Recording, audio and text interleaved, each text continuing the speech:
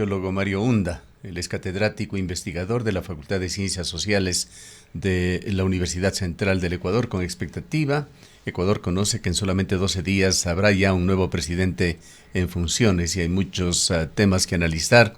La despedida de Guillermo Lasso con un libro y una carta con consejos para Noboa, y la incertidumbre que rodea el futuro gobierno de Daniel Noboa. De lo poco que se conoce con certeza es de la imposibilidad que tendrá de cumplir con la mayoría de ofertas de campaña. Importante, sociólogo Hunda, conocer su análisis coyuntural. Bienvenido. Buenos días, muchas gracias por la invitación. Un saludo muy cordial a todas las personas que están conectadas con su excelente programa. Quisiéramos conocer su punto de vista sobre lo que se viene, la forma en que está saliendo, dejando el poder Guillermo Lasso, que el día de ayer ha iniciado ya una ronda de despedidas, y la asunción de Daniel Noboa el próximo 23 de noviembre, que está llena de inquietudes y de situaciones que solamente se develarán una vez que él esté en el poder.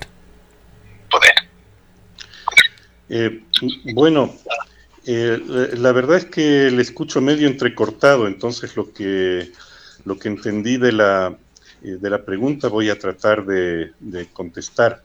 Efectivamente se ha adelantado en estos últimos días tanto la instalación de la Asamblea Nacional, por lo tanto la configuración de las autoridades en la Asamblea, cuanto la toma del poder por parte de Noboa y evidentemente también la salida de Lasso.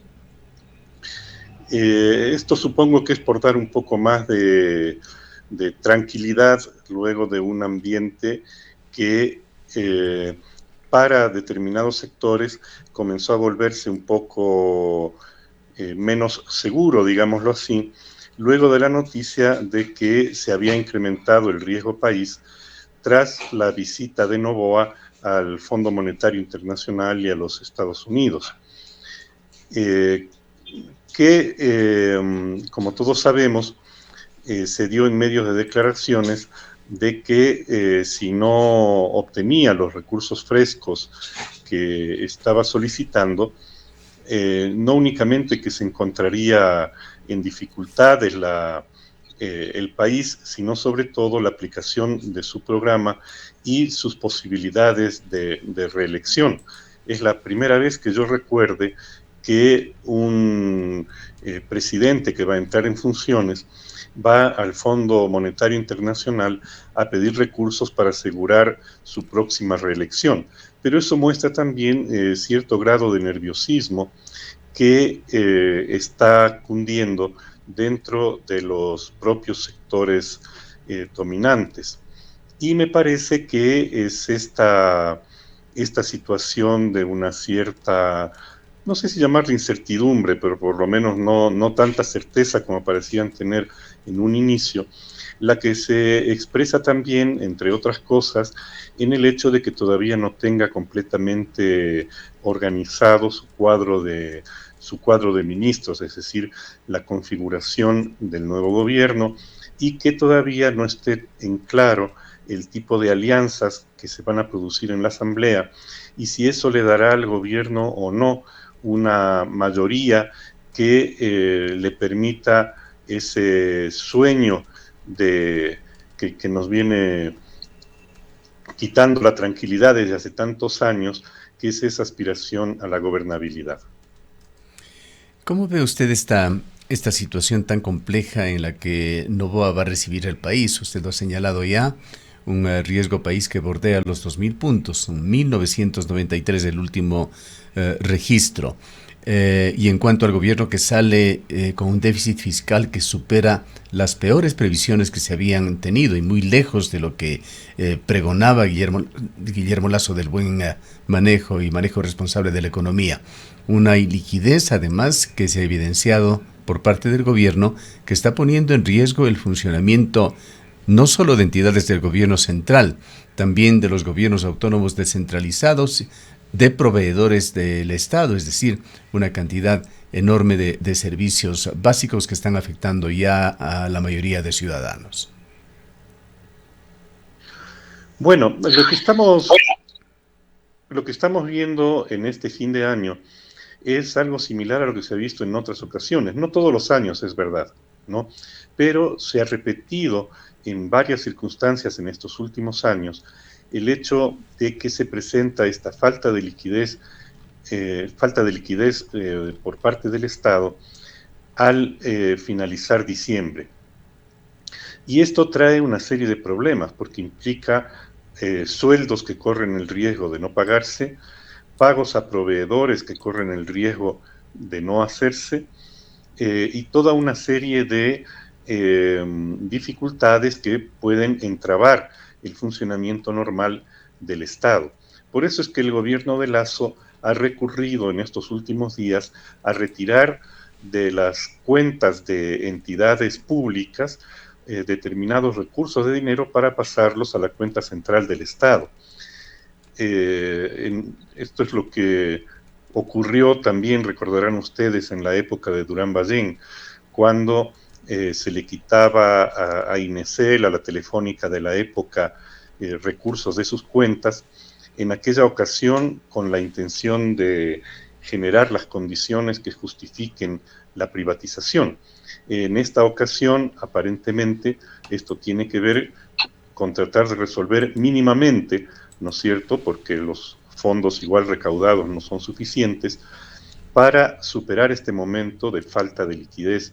Igual ciertas presiones sobre el Instituto de Seguridad Social para la adquisición de bonos que se hicieron públicas en los últimos días, que van exactamente en la misma dirección.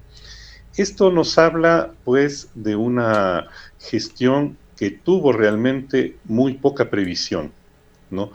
Los problemas saltan a último momento, no se tiene los recaudos que se debieran haber tenido para evitar este tipo de problemas, y se genera pues esta serie de inquietudes. En cuanto a lo del riesgo país, ya me refería antes, y a mí me parece que tiene que ver sobre todo con una extraña inquietud en los propios grupos de poder respecto a la manera como se va a configurar el próximo gobierno, ¿no? Por de pronto, yo creo que Noboa, en las primeras indicaciones que ha dado de nombrar miembros de su futuro gabinete, nos muestra claramente dos líneas en la estructuración del gobierno. Una primera línea que es el círculo cercano a él, el círculo que lo acompañó en la campaña, en partes el círculo que acompañó las campañas de Álvaro Noboa y evidentemente el círculo alrededor del Grupo Económico Noboa. Y una segunda línea de constitución del gobierno mostraría la intención de constituir un gobierno de unidad de los grupos dominantes. Si nosotros miramos algunos nombres que han ido saliendo, resulta evidente que varios de ellos son miembros de grupos económicos, de sectores económicos importantes, que buscaría entonces conseguir esta unidad de los grupos de poder en el gobierno. Y quedaría flotando todavía el tipo de alianza en el Parlamento, en la Asamblea Nacional, en donde quizás el punto de discordia mayor que se ha dado entre los grupos dominantes sea la presencia o no del correísmo en la mayoría parlamentaria, ¿no? A momentos parece que, el correísmo se ha mostrado abiertamente dispuesto a formar parte de esa mayoría para dar gobernabilidad al nuevo gobierno, y de parte de los grupos, de los sectores de derecha y de los grupos de poder, en algunos se muestra cierta apertura para ello, y en otros se muestra una oposición radical. El propio Daniel Noboa parece estar oscilando entre una posición y la otra. Sus últimas declaraciones estaban más bien por el lado de no la alianza, por lo menos la alianza directa con el correísmo en el Parlamento, y como estamos ya a muy poquitos días de que se instale la Asamblea, ya vamos a poder ver por qué lado terminaron de conducirse las aguas en este aspecto. Las declaraciones de Daniel Noboa han resultado inquietantes y un poco contradictorias, pues inicialmente señaló que se requería de una reforma tributaria urgente, también la argumentó para que Ecuador no caiga en un default, es decir, en una incapacidad de pagar sus compromisos externos de deuda externa. Pero a renglón seguido ha aclarado de que no subirá impuestos, sino más bien con la reforma tributaria reducirá determinados impuestos en forma selectiva, focalizada. ¿Qué lectura deja esto? Creo que esto tiene que ver justamente con estas indefiniciones de inicio, que tienen que ver, me parece, con una realidad que el propio Noboa hizo explícito en su viaje a los Estados Unidos. Es decir, para el grupo que va a entrar al gobierno, y no me refiero solamente al grupo político, sino al grupo económico que sostiene el proyecto político, se trata no solamente del año y medio de gobierno, no tendría mucho sentido para ellos tanto esfuerzo para apenas 18 meses de gobierno, tiempo en el cual efectivamente prácticamente ningún proyecto político puede llevarse adelante. Por lo tanto, se trata de asegurar la reelección y asegurar por lo menos un periodo de 6 años. Ahora, si se trata de asegurar la reelección, hay muchas cosas que no se pueden hacer de inmediato porque pueden granjearle el desencanto de la población que votó por él, ¿no? El desencanto de sectores que pensaron que podría haber un mejoramiento en las condiciones de vida y en la economía del país al inicio de su gobierno y por lo tanto hacer fracasar completamente las intenciones de reelección. Esto evidentemente lo que puede significar es que van a tratar de combinar, y habría que ver en qué manera lo hacen. Yo creo que las primeras acciones del gobierno van a ir mostrando por dónde se encaminan, es que van a tratar de mezclar, por un lado, ciertas medidas de carácter neoliberal, que es lo que está claramente indicado en su proyecto, pero por otro lado, otras medidas de carácter, entre comillas, social, digámoslo así, que permitan que mantenga una popularidad que le faculte para pelear por la reelección. Y me parece que esto es un equilibrio difícil, ¿no? Es el mismo equilibrio difícil que trató de mantener en su inicio el gobierno de Lenín Moreno y en el cual fracasó completamente porque al poquito tiempo ya terminó por decantarse hacia las medidas neoliberales de golpes duros a la población y sobre todo a la población trabajadora. Entonces, ese equilibrio inestable es el punto en el que se encuentra el futuro gobierno. Tenemos que esperar, obviamente, a sus primeras acciones ya de ejercicio de poder para analizar cómo va a tratar de resolver esta contradicción del equilibrio inestable en el que se ha situado.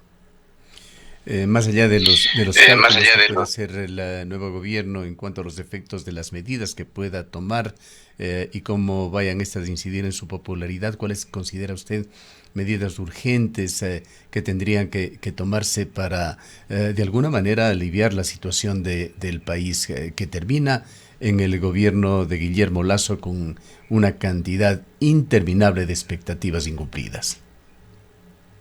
Claro, bueno, una primera cuestión tendrían que ser ciertas medidas que muestren al menos una voluntad y una posibilidad de enfrentar los índices terribles de violencia que se han incrementado en estos últimos días. Todos hemos visto a través del Internet y de pantallas de televisión ese desfile armado en la Nueva Prosperina, por ejemplo, ¿no?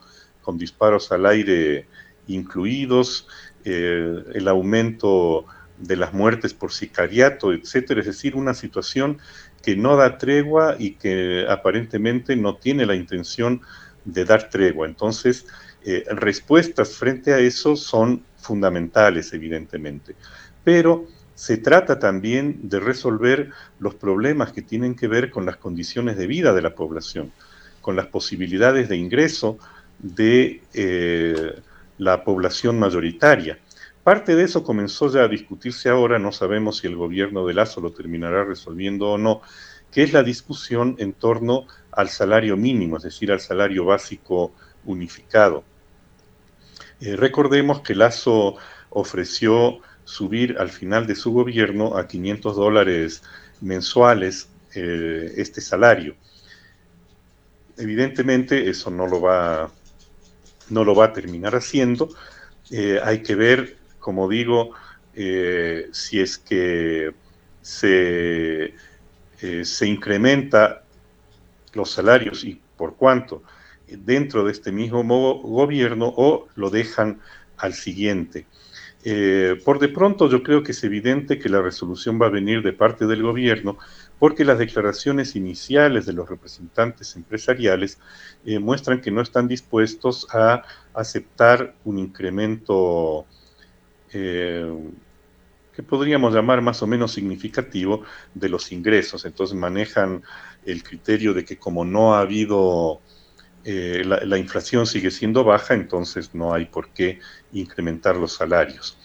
Evidentemente, si es que no hay una inyección de ingresos, no únicamente a los trabajadores asalariados, sino al conjunto de los sectores populares, y eso también va por vía del ingreso de los trabajadores asalariados. Recordemos que los trabajadores asalariados tienden a consumir en sectores que se mueven dentro de la propia economía popular, en la tienda, en los mercados. Es decir, que el incremento de los salarios de los trabajadores, entre comillas, formales, redunda en un mejoramiento de ingresos también en el llamado sector informal de la economía. Medidas para fortalecer justamente la economía popular, ¿no? Las economías populares que se han visto fuertemente golpeadas por la situación de la pandemia desde un inicio y que no terminan de recuperarse, a diferencia de lo que está ocurriendo con los grandes capitales, según los datos que hemos podido ver en la edición respectiva de las revistas Vistazo y Ecos de las empresas más grandes del país, en donde se nota ya un inicio de recuperación importante en las grandes empresas. Lo mismo no se observa, en cambio, en las economías populares, así que se requieren medidas para fortalecer estas economías populares, que es algo que está pendiente incluso desde el gobierno de Correa, que supuestamente tenía interés en desarrollar este sector de la economía, pero vino Lasso, vino Moreno, que obviamente no le dan mucha importancia a las economías populares y la situación se ha complicado. Hay que ver si el gobierno de Noboa toma alguna medida para solventar en algo esta necesidad imperiosa. Y me parece que medidas que afirmen la posibilidad de acceso a educación y a salud. Ya hemos visto problemas referidos a la salud en los últimos días que se han notado en las redes sociales. Es decir, que estamos frente a un complejo panorama que nos muestra que las necesidades de siempre no han sido atendidas, ¿no? Y yo creo que en esos campos el gobierno de Noboa, si es que efectivamente está interesado en la reelección, va a tener que dar señales medianamente claras de que los sectores mayoritarios de la población van a ser atendidos de alguna manera. ¿En qué medida coincide usted, sociólogo, hunda con Guillermo Lasso en las expresiones que dio esta semana en el sentido de que deja al país mejor que lo que él recibió. En esto hay que hacer un análisis global. Si vamos a los primeros días, sin duda, recordemos esos días de la pandemia que usted ha traído a colación. Allí el gobierno de Lenín Moreno estaba sin brújula y el país paralizado con los confinamientos. Lasso tuvo ese primer acierto de catalizar los procesos de vacunación y de reactivar al país, pero luego llegaron la cadena de errores. Sin embargo, el balance hay que hacerlo globalmente en este periodo de 3 años que ha gobernado Guillermo Lasso. ¿Coincide usted con lo dicho por el presidente? El balance tiene que ser un balance global. Lasso, en sus pronunciamientos últimos, ha hecho referencia a algunos indicadores económicos fundamentalmente que mostrarían ciertos indicios de recuperación. Como digo, esto en parte es realidad, ¿no? Y lo muestran los datos sobre todo de las grandes empresas, ¿no? Que se han recuperado más rápidamente de los efectos de la pandemia. Pero también hay que tener en cuenta que hay un cierto espejismo en los datos por las enormes caídas que trajo la pandemia. Por lo tanto, la recuperación de la pandemia puede dar una imagen un poco distorsionada, si es que no se mira, como usted bien dice, globalmente. ¿Qué implica ver globalmente? Primero, ver todos los sectores de la economía, en primera instancia de las grandes empresas, que son las que nos muestran los mayores indicios de recuperación. Según los mismos datos que se pueden observar en Vistazo y en Ecos, hay ciertos sectores de la economía que se han recuperado más pronto y otros que todavía se encuentran en una situación que supera con muy poquito la situación de prepandemia, ¿no es cierto? Es decir, que no se ve en algunos de ellos una recuperación importante. Datos también que son un cierto espejismo porque tienen que ver también con los datos que le mencionaba yo hace un rato, de las economías populares que no se han recuperado al mismo ritmo que las economías de las grandes empresas. De hecho, lo que nosotros podemos ver en muchas ciudades es el espectáculo de que muchos pequeños emprendimientos, que no es tanto de sectores populares, sino más bien incluso de sectores medios, no logran afirmarse, ¿no? Y que han cerrado al poco tiempo de iniciarse, lo que muestra todavía una situación de inestabilidad en este segmento de la economía.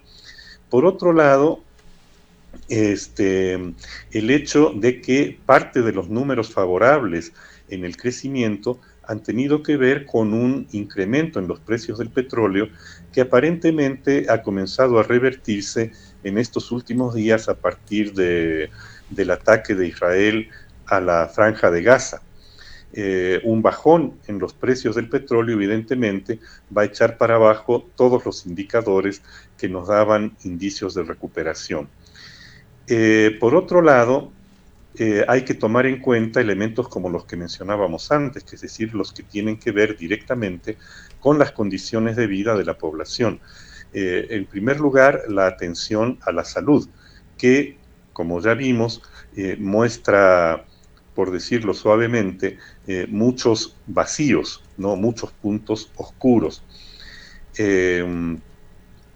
Y la educación, ¿no? En las últimas indicaciones del Ministerio de Finanzas han sido de un recorte del presupuesto, por ejemplo, para las universidades públicas, lo que evidentemente va a traer complicaciones para el funcionamiento adecuado de esas entidades, la posibilidad de que muchos jóvenes que se quedaban por fuera de la posibilidad de acceso a la universidad puedan llegar a completar sus estudios, y de que los que logren entrar pues puedan ser atendidos de una buena manera. Para eso se requieren recursos.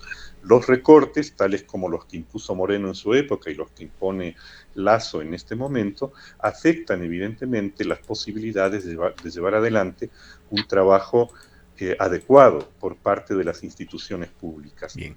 Quizá una pregunta final, sociólogo Hunda. Tras este balance que deja una evidente decepción en el gobierno de Lasso, que generó muchas expectativas que no se ha cumplido, ¿por qué en Ecuador no funcionó la ley del péndulo y nuestro país eligió nuevamente a un empresario, otro gobierno de derecha? ¿Sé escucharle bien? Ya, le decía por qué no funcionó políticamente la ley del péndulo y Ecuador ha elegido nuevamente a otro empresario, a otro gobierno de derecha. Terminar solamente con un puntito respecto al gobierno de Lasso, que es el tema de la crisis Ya, que se parece ha que no nos vivido en el escucha sector bien, pero eléctrico, adelante con su conclusión. particularmente la imprevisión. Vamos ahora Ujú. a la pregunta que usted me hace al final. Eh, bueno, en realidad porque no existe el péndulo como una ley, ¿no? Sino que es un movimiento tendencial que muestra el desgaste de los gobiernos y la mayor probabilidad de que aquellos sectores que no han estado en el gobierno le sucedan en el poder al gobierno saliente, ¿no? Pero no hay como tal una ley del péndulo. ¿Y qué es lo que ocurre en el Ecuador, que no ha ocurrido en otros lados de América Latina? Es el hecho de que a ojos de la población, ¿no? Eh, un sector de los grupos dominantes no representaría, ¿no?, al gobierno saliente, ¿no?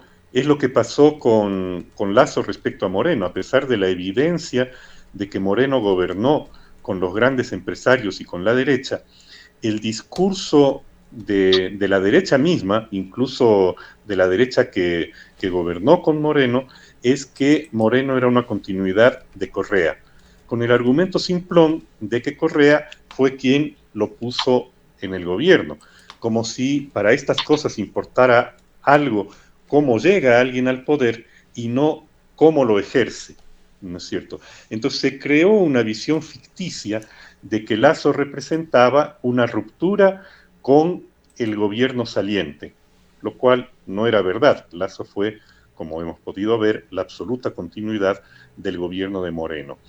Y en el momento actual, porque se creó la imagen de Noboa como una persona ajena a la política y ajena a los ajetreos del poder. Y como las encuestas inicialmente no le daban aparentemente mucha oportunidad, aparecía como alguien venido desde fuera del ámbito político y del ámbito del poder.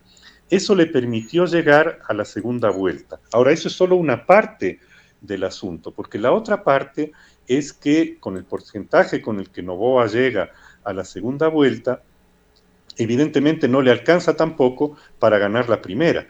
Entonces lo que hay que preguntarse aquí más bien es lo contrario. ¿Por qué el correísmo, que en dos ocasiones, en el 21 y ahora en el 23, pasa a la segunda vuelta con un poco más del 30% de los votos, no logra completar los votos suficientes para llegar al gobierno?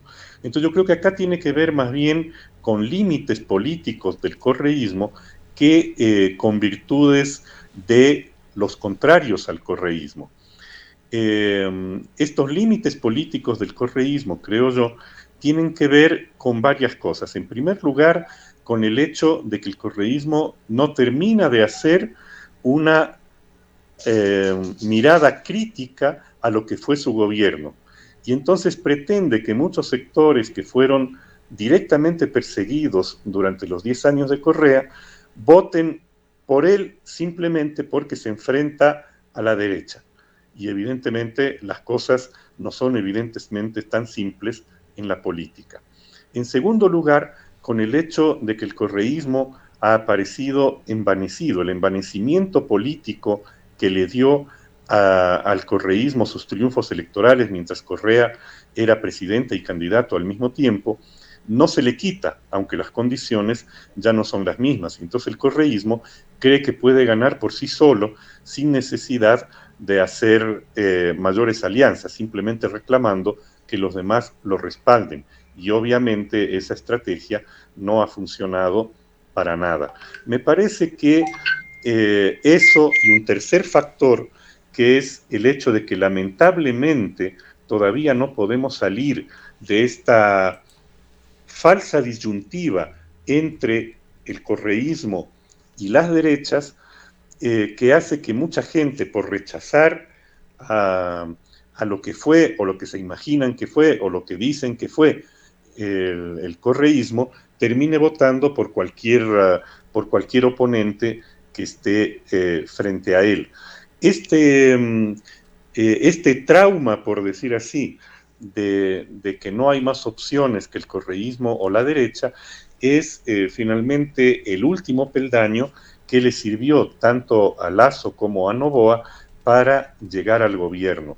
Pero me parece que en Noboa, por lo menos al principio, hay que ver qué ocurre luego, se expresa la misma debilidad política que ya la tuvo Lasso en su momento, es decir, que el respaldo real para él es el de su votación en la primera vuelta, no en la segunda vuelta, en que, por las circunstancias que ya he dicho, funciona más el voto en contra de que el voto a favor de.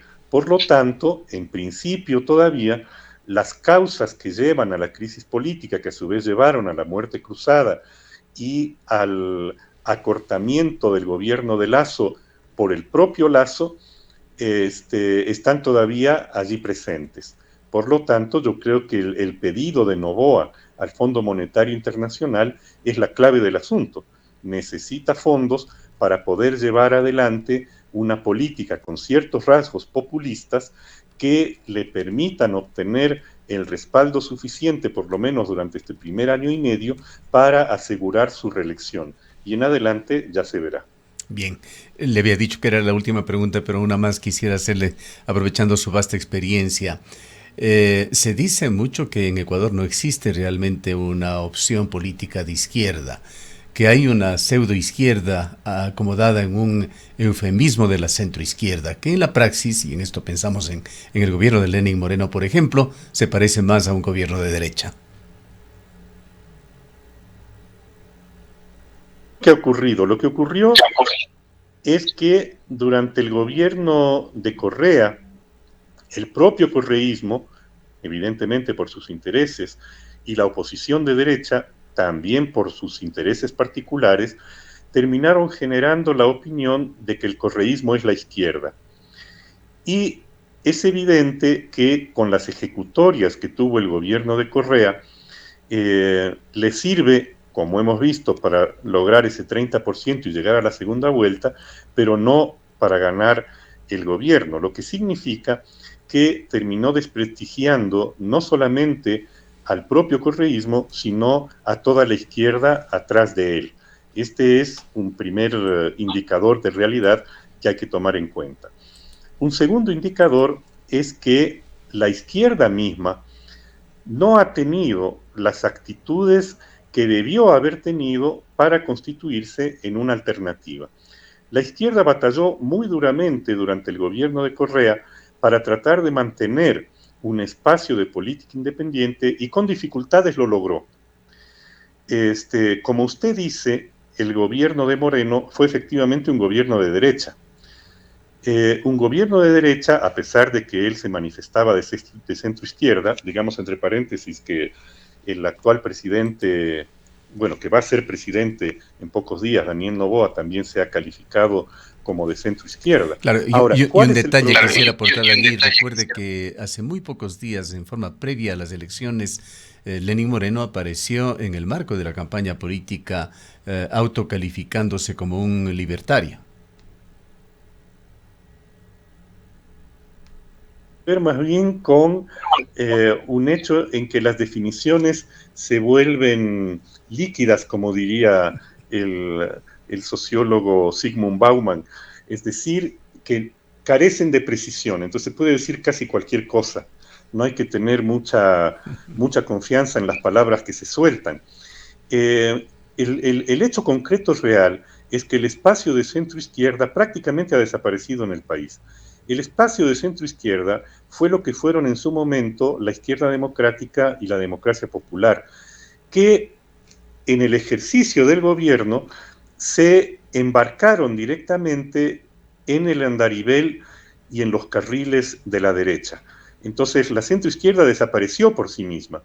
Por eso cuando aparece el correísmo, muchos sectores que habían confiado sobre todo en la izquierda democrática se pasaron a lo que ahora se llama revolución ciudadana, pensando encontrar allí ese espacio de centroizquierda que sus portavoces habían traicionado abiertamente. No lo pudieron encontrar tampoco allí, aunque una parte sí, y por eso logra mantener cierto espacio. Pero la misma izquierda, como le decía antes, pese a haber mantenido con dificultad su espacio, logra en 2021 un resultado histórico que difícilmente se va a volver a obtener de manera fácil en el futuro próximo. Ese 20% de Yacu Pérez que casi lo lleva a la segunda vuelta electoral, y los 28 asambleístas de Pachacutic, una proporción parlamentaria que la izquierda no había tenido nunca en la historia del país, y desde el retorno a la democracia obviamente que no. ¿Qué es lo que ocurrió allí? Ocurrió primero que esa izquierda se enredó en el parlamentarismo, es decir, que convirtió los vericuetos del Parlamento en todo su horizonte político, olvidando que la izquierda funciona por sus conexiones, no tanto en la institución parlamentaria, sino en lo social, en el movimiento vivo de la sociedad, en las organizaciones, en la vida cotidiana de la comunidad, de los barrios. Y se descuidó lo que debe ser el entorno fundamental de existencia para la izquierda. Por lo tanto, no estableció los lazos que tenía que establecer con la mayoría de sus votantes, porque la mayoría de votantes para Yacu Pérez y para Pachacutic en el 21, evidentemente no eran adherentes ni de Yacu Pérez ni de Pachacutic, sino que estaban buscando una alternativa a esta falsa oposición entre el correísmo y la derecha. Pero como Pachacutic y la izquierda se enredaron en la tramoya parlamentaria, lo que ocurrió fue que un sector terminó sustentando al gobierno de Lasso, ¿no? Y otro sector terminó pegándose a las estrategias correístas. Por lo tanto, dejó vacío el espacio que representó gracias al voto de búsqueda de ese 20% de la población. El resultado fue el que vimos en las elecciones de este año, de 2023, en donde toda esa gente se fue a buscar por otro lado, porque evidentemente no se respondió a lo que esa gente buscaba. Para colmo de males, también la izquierda en el ámbito social, a partir de las principales organizaciones, la CONAIE, el Frente Unitario de Trabajadores, tampoco dio los pasos que debió haber dado, sobre todo en la conexión con los sectores populares que estaban en búsqueda de algo distinto, pero que evidentemente no se enmarcan en los espacios organizativos ni de la CONAIE ni del Frente Unitario de los Trabajadores, y no creó esos puentes con la población mayoritaria. Y también quedó entrampado, ¿no?, en la falsa dicotomía que es la que permite que los grupos empresariales sigan dominando. Bien. Muchísimas gracias por su aporte en esta mañana, su importante análisis, sociólogo Hunda. Gracias a ustedes por la invitación. Declaraciones del sociólogo Mario Hunda, catedrático investigador de larga experiencia en la Facultad de Ciencias Sociales de la Universidad Central del Ecuador. Son las